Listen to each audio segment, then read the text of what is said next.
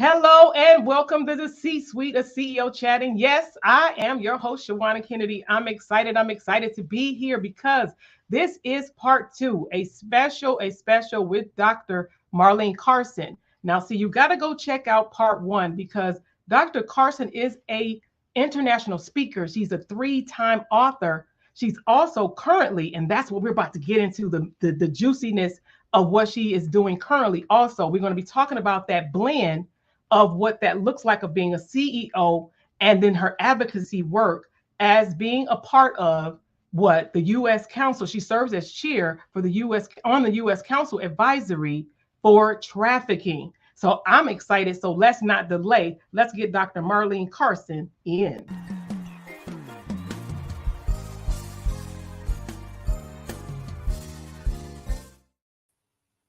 Hey, young lady, and welcome. This young lady, Dr. Carson. Dr. Carson, that's right. We're so excited that you were able to hang around for this two-part episode of C-Suite. I know in the first episode, we talked about how you got into it, what led you down this path. We know that you also are a coach and all of those things. You get to do all of that work. One moment.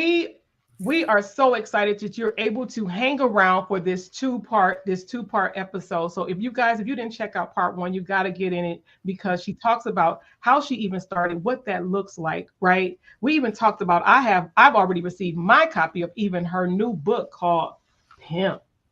Yeah, you're like, wait, what? What is that about? Yeah, you need to know. And because then she's even also talked about what it looks like to be catapulted into the extraordinary, from the ordinary to the extraordinary. This young lady, Dr. Marlene Carson, she is a beast. I'm gonna call her. I get to call her. I know her outside of the C-suite. I love the work that you get to do and talking about how you got started on this journey. So just briefly, in case someone haven't had the opportunity, but we're going to leave them a little teaser. Just tell them a little bit about who you are and how you even got started, Dr. Marlene Carson. Okay, so I'm Dr. Marlene Carson. I am a thriver of domestic minor sex trafficking. What's that mean? What is a thriver? I survived trafficking as a child. I thrive in business and ministry, and I revive other people's dead dreams, visions, and purpose. So that kind of sums it up for me. That is what I do. I'm absolutely passionate about watching you thrive. Woo! Y'all see that? And that's when you talk about a CEO and being able to tell people what you do quickly. You see how she just summed that up. So in this, I hope if you haven't already gotten your pen and paper or even some popcorn, because this young lady is juicy. Okay, it's juicy over here.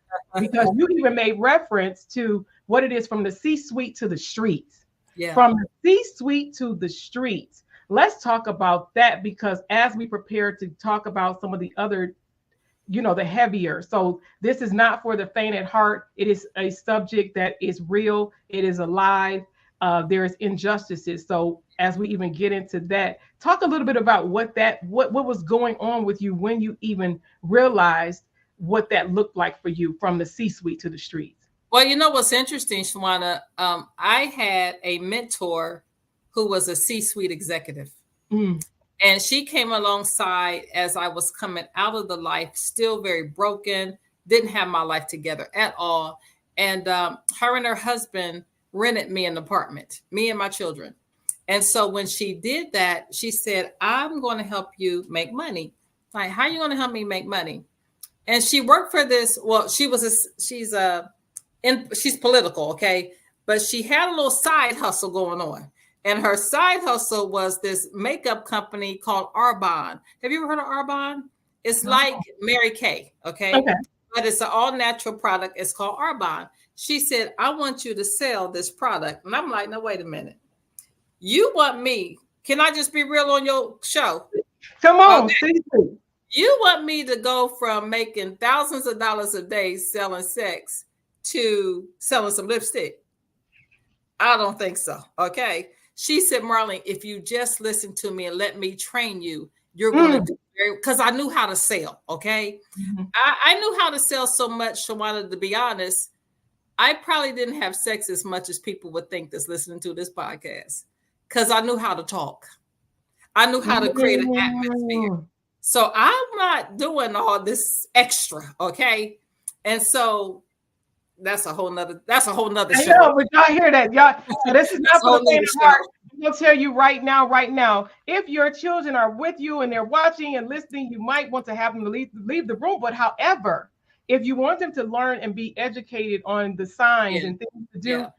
grab them closer. If they're not even in the room, go and get them now. Matter of fact, don't be afraid to share this out because Right. you heard it. We're talking to someone that knows what that life was like, and Yeah. she survived it, and Yeah. she has helped thousands to do the same. That is a part of what she gets to do with what in being on the council Yeah. in government. It is so much so that God has graced her to where her voice is now heard on Washington, heard in Washington and in those walls and in the ears of people. But Yeah. there's still a great work to be done. Now, before we even get, because it's still, this is what all of this is about. What was going on in your life? And I want to know, what are some signs before we get into that other advocacy? What was going on and how did you even get started? So how did I get started in the life? Let me clarify your question. Or how did I get started in business? In business, and then led to from the life to the Yeah, business. from the life to the Yes. business. From the life As I to the shared in our first episode, I had this gentleman walk me through a process. He taught me what transferable skills was all about. But then I met this lady I was about to tell you about. And so she actually taught me direct sales. She taught me network marketing. Well, I knew sales. And so we started selling lipstick, right? Well, in about 8 weeks, I had made $30,000. Of course, we sold more than lipstick. It was a whole product line. It was recruiting. It was training people. And I loved it. I'm like, I mean, money like this selling lipstick. And so I got promoted very fast in the company. And I realized I have a skill set. And my skill set is training, empowering, and helping people sustain their lives financially. And so that became a passion for me. She walked me through years of training. This woman actually is a broker. I'll tell you that she's a broker for presidents of the United States. Okay. So she had a lot of influence and she had a lot of information that she used to help me transform my life to what it is today. I'm very grateful to that woman. If she's watching this show, she knows who she is. And I really am grateful for her today. So I just want to give it back by helping someone else transform their life. I don't care if you're in the C-suite or the streets. I want to help you transform your life and to live a life that's the life of your dreams. I love it. I love it. I love it. This is exciting. However, we know that when you think about trafficking, we know that it's terrible injustice and it's happening as we speak. Yeah. I want you to talk about, though, what is that like when you think about the gap for us, people of color, and really what that looks like? What does that look like for you when you think about, yeah, I'm a businesswoman. I also am graced to be able to now allow my voice to be heard over here for something that was a part of my life. And you were able to even talk about navigating through that trauma of that and still being able to say, thank you, God, that I do have these skills, putting me in alignment, right? Being in alignment with the right people at the right time to then now take what the devil meant for evil. And then now you turn that into good and then have helped so many others to come out of that life and also to actually have some things to show how it looks like on the other side. So what's interesting, I've been providing housing for victims of human trafficking, primarily sex trafficking, since 2008. And so what I saw was many gaps. Most of the survivor-led organizations have not received funding. Most of the people of color have not received funding. So people of color that have become victimized, we're the number one most trafficked population of people in the country.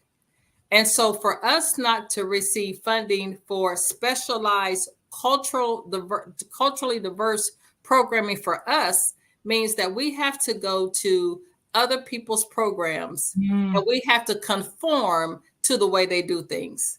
So I'm gonna give you an example, and it's just a real light example. I've had survivors call me and say, Miss Marlene, can you ask them, can we have some fried chicken?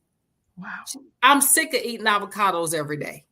Well, we know ain't nothing wrong with avocados. They're healthy for you, they're good for you and all that. But normally in our culture, that's not what we do every day. Okay. And so they called me and said, can you ask them to buy us the right shampoo for our hair? Now, those are things that you and I might take for granted. But when you're in a program and you're not getting the things that you need that fit your culture, your ethnicity, then you feel like, I don't want to be here. So what do? You leave and you rather go back to the trafficker. You rather go back to the one that, yeah, he might not be giving you everything. He might be abusing you. But unfortunately, you know how to navigate through the abuse enough to get what you need on a daily basis. Wow. And so those are some of the gaps that we've seen. And because of those gaps, I've started something called BLAST movement, or Black Leaders Against Sex Trafficking. Black Leaders Against Sex Trafficking is all about people of color, getting the population of people of color what they need that have been exploited, sexually abused, and or trafficked. The other piece of that is that when people of color have been trafficked and they don't have people that look like us, they're not telling you everything. They're not going to share their stories. They're not going to come forth with all the information even law enforcement would need to help prosecute. So what I'm saying to you all is they need us to get their lives back. And in that book that I just released called Pimped, I talk about a 14-year-old girl who was trafficked by three pastors that had thriving ministries. This 14-year-old girl was exploited in the church, so much so that they had to take the pews out of the church for DNA. So that tells me they were even having sex in the church. People, I'm telling you, there's something wrong with this picture. In that book, I also talk about 12 steps to transform the exploited soul for allies and volunteers. If you want to know how to help victims, get that book. And it's going to tell you, we don't want you to be in danger. We don't want to put you at risk. We don't want to put your children at risk, but we do need your help. And I'm going to say one more thing, Shawanna.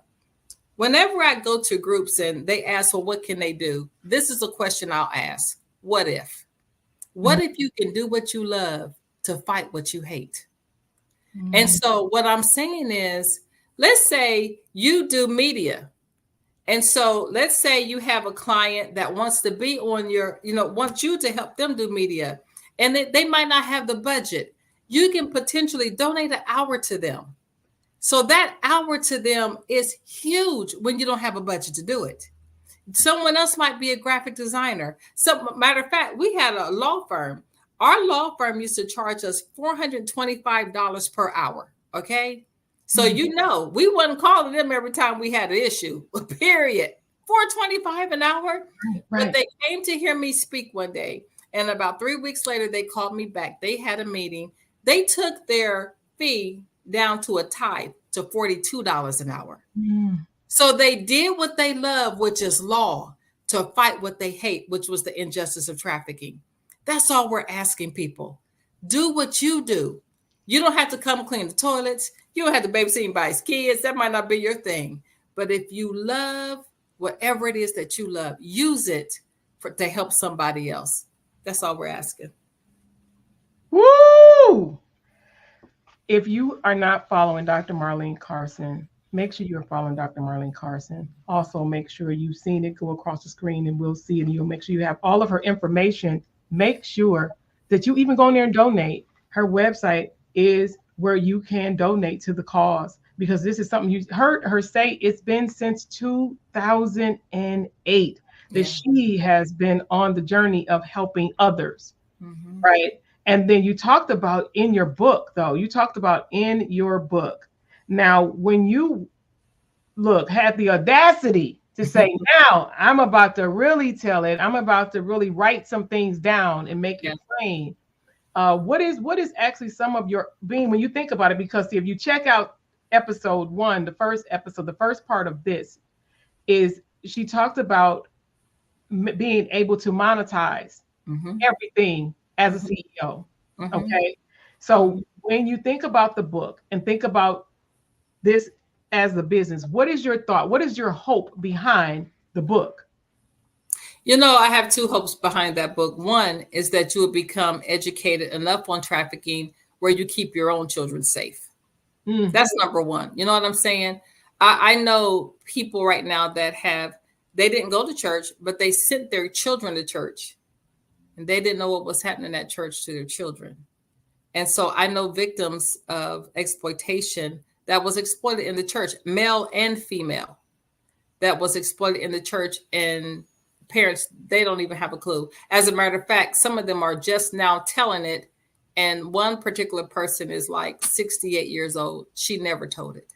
Okay. What are some signs? Give us, because you're saying, so that's helped someone as CEOs, because it doesn't matter. And all people, let's say we're talking about part of what she does as a CEO, as this is a part of her business.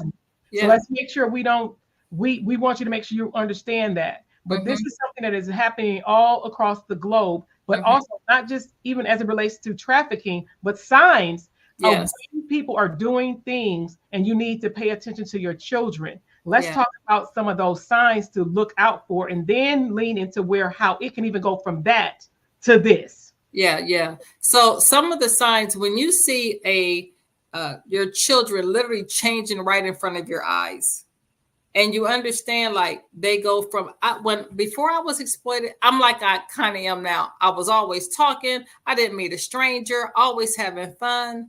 And then I went from that to I'm not talking to anybody. I'm in my room. I don't want to talk. Don't ask me no questions. If you did ask me a question, how you doing? Fine. What you do today? Nothing.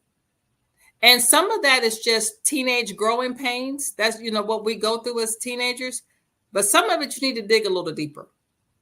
So I admonish every parent, and I actually teach this as well. I admonish every parent to do motivational interviewing with your child.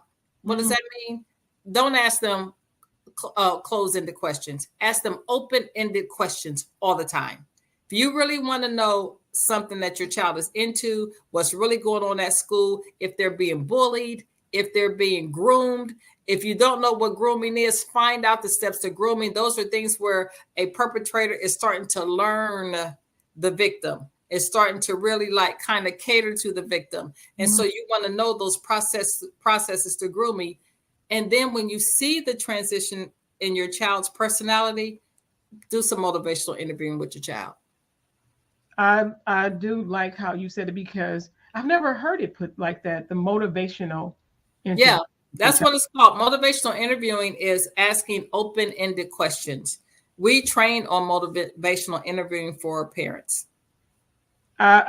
So that just even leans back into the work and the advocacy, and how God has blessed you to be able to blend the world, the business world, and the work that you get to do on the nonprofit sector, and even taking it so far as to be on the council for people to listen. And so I want to thank you for fighting the good fight.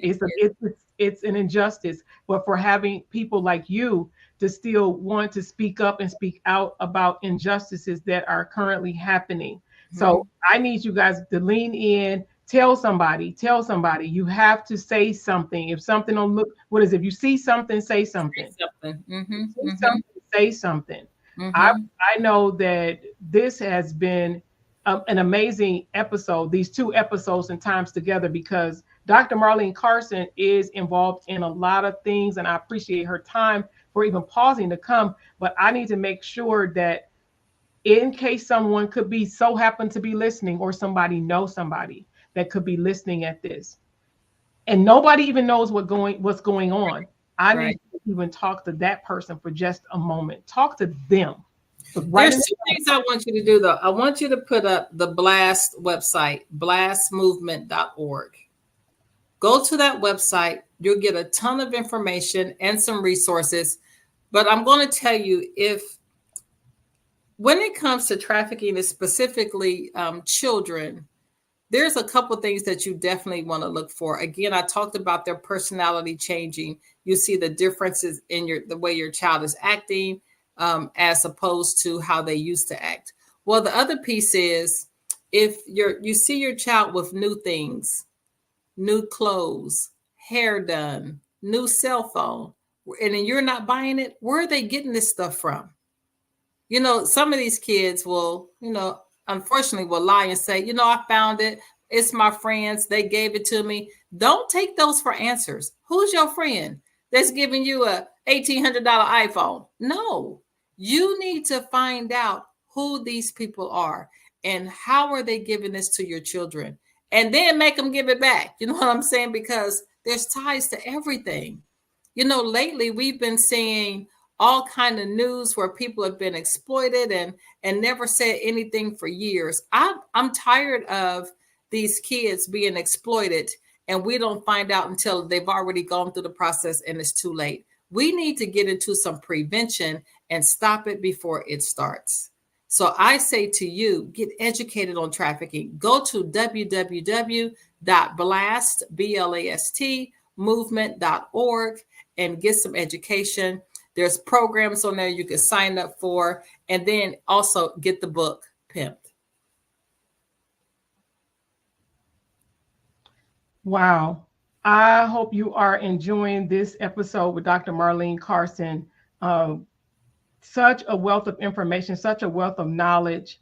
And this has been a rich, heartwarming, look, pull your hair back episode where I appreciate you being raw. I appreciate you being real and leaning into the things that are going on. I appreciate that you are one of those people. You are a gap filler. You're a person that stands up to advocate for things that are just not right. And sometimes things are right under our nose. And I know I want to even talk a little bit about, because you mentioned earlier about the trauma. You talked about the trauma and then sometimes how trauma show up, not just even as it relates to the trafficking piece, but when trauma and how that can even affect you and stop you or put you on hold from some of your destiny as a CEO. So what are your thoughts when you think about the trauma, some things that we can talk to, how I appreciate the fact that you didn't allow your trauma to, you turned that trauma into, now you're able to do something with it. You make that a part of what you stand on. It's now part of those bricks that you stand on. But it hasn't always been that way. Yeah. Talk to us about that for a minute. As a matter of fact, I remember I have a coach, a branding coach in Atlanta. And so I was on my way to see her and she called me and she said, I just found out what your problem was. Now, this was probably 10 years ago. She said, I found out what your problem was. I said, what's my problem? She said, you associate money with being sold. And because you associate money with being sold, this is why you give money away so much. And this is why you don't charge people your worth. And so I had to think about that and I had to process that. And she was absolutely right. I associate money with trafficking. And that's why I thought money was so evil. But after processing that and going through some counseling, I'm going to tell you all something. I know we as a culture, were not at one point in my era, we didn't go to counseling. We went to church. Okay. We didn't go to counseling, but I admonish you, find you a counselor. I don't care if they're a Christian counselor, find you a counselor if you need it, especially if you're dealing with any type of trauma. Oh my God, I can go somewhere with that, but I'm gonna stop right there. And so, part 3. Oh Lord have mercy. But find yourself a counselor, and then the other piece of that is begin to invest in you, professional and personal development. I'm telling you, I was spared no expense and invested in me, and I haven't always been like that. But I realize if I'm going to do something different, I got to allow myself to evolve. And for a long time, I was afraid to evolve because I was around people. I mean, I've always been around people of influence. It's just that even in the life, I was around people of influence. So I learned a lot from them. I'm going to tell you this. We had one client who is huge. This man probably has 9, 10 car dealerships around the country. Huge. Okay. And he was Honda, Rolls Royce, and Buick. Okay, huge. Well, this guy used to make us learn exotic cars. He used to make us learn French and Spanish. Why? Because our clients would come from out of the country to buy these exotic cars, and we had to be able to communicate. And so, if a trafficker or someone that's a John is a buyer of sex, if someone like that can invest in you, come on, why not get free and invest in yourself and not allow what they did to you define you? Because even though, yeah, I'm a traffic survivor, but I ain't never been a prostitute. Okay. Okay, talk about the difference real quick. What's the difference? The difference is that's what happened to me. That's not who I am. Mm. That's the difference. I was never that. And because I know my mother didn't raise me like that, you know what I'm saying? And so because I know that, it took a while for me to get rid of the residue of exploitation.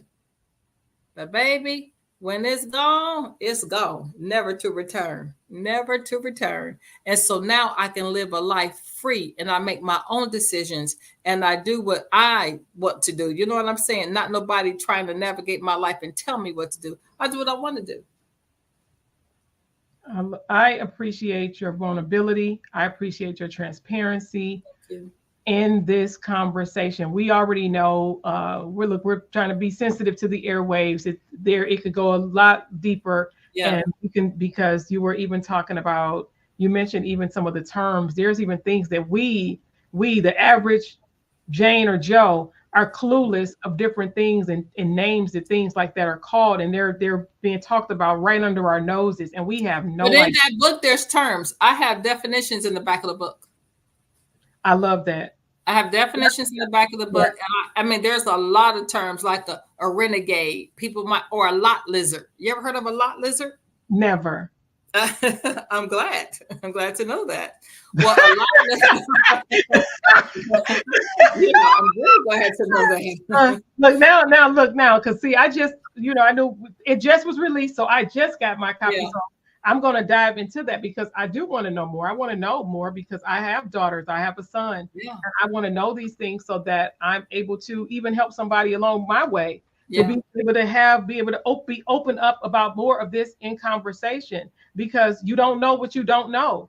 And sometimes had somebody had a conversation, said something, you wouldn't even know it. You wouldn't know what they're talking about. Yeah, but I'm saying, even if someone is about to be approached, if the conversations are being had sooner than later, it may then have a child to then be like, no, that's not right. I've heard about that. So it could be a deterrent sometimes by not, by knowing, by hearing the stories, by being told the tales of those things. So that's right. It's thinking about those things. So Dr. Carson, I appreciate you so much for sharing a part of your life, a part of your story, and coming to the C-suite, representing, heavy, being an advocate, blending your world as a CEO, as a nonprofit leader, right? As a founder, as a woman, speaking even as a woman of God, to show how God can take your life and turn it into something beautiful, can take what was intended to tear you apart, to hold you back, but you pushed your way through all of that muck, that ickiness, and you turned it into something beautiful. Because even watching you now, I see how you're even evolving even more. And it's such a beautiful thing to watch. So I'm privileged, and I want you to know that I thank you for coming to the C-suite. This won't be the last time that you see Dr. Marlene Carson. Is there anything you want to say before I get you out of here? So, because I know you've got a ton of things to do. There is two things I want to say. One, if you are a teacher, if you are a pastor, if you are an influencer, I would say get this book. Also, if you are a pastor, we have a program designed just for you. It's called Amen.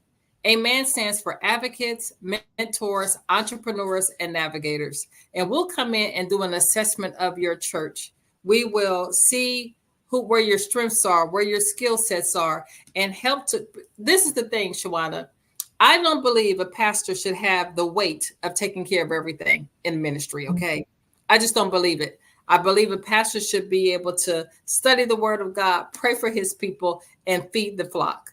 But if someone was to come to a lot of pastors, and I've asked them this question, if someone was to come to you and say, I believe my daughter's being trafficked, I asked them, what would you do? You know what they say? Well, we're going to call you. Well, what if I'm not available? Yeah. What if I'm out of the country? What if I just can't be reached? We need to train people in your ministry on the steps, the protocols. Who do I call? You don't always call the police in a situation like that. Do you know in Atlanta, I can probably tell you 50 women who did call the police, and the police ended up having sex with them. And so and I'm not making that a blanket statement, because I don't believe all law enforcement is bad. Let me just say that. But I do believe that you need to be taught and you need to know the protocols. So have a social justice auxiliary, just like you got an usher board, just like you got a choir. Have a social justice auxiliary that not only deals with trafficking, but deals with domestic violence, that deals with addiction, that deals with mental health, because we train on all of that. And we will create a social justice, and we'll teach you how to monetize it, so you don't even have to pay for it. Y'all hear it. Y'all heard it right here. She was not only seen, but she was heard. Dr. Marlene Carson, you already know that I love you. I appreciate you. I appreciate you. Don't go nowhere. I will be right back with you. Thank you. Thank you. Thank you. Thank you. Mwah. Thank you. Hey guys, y'all saw it, y'all heard it. Dr. Marlene Carson, she is a beast. She's a woman of wealth, knowledge, understanding, and you see that she is willing to give. I know that this could have been a sensitive subject for some, but I appreciate you for tuning in for even I'm thanking you in advance for sharing this with someone that may need to hear this message, because it's going on. But it is great to know that we have someone on this side that is rooting for our rise and that is fighting for the cause for injustice as it relates to this subject. I'm Shawanna Kennedy. You already know the C-suite. You are welcome. We come in and we talk about the good, the bad, and sometimes the ugly. And we talk about ugly of what it really means to be a CEO. And so I want to thank you for joining me for this episode. And make sure you follow me on all social media platforms. And be sure, I'll see you again for our next episode of C-Suite, a CEO Chat. Bye for now.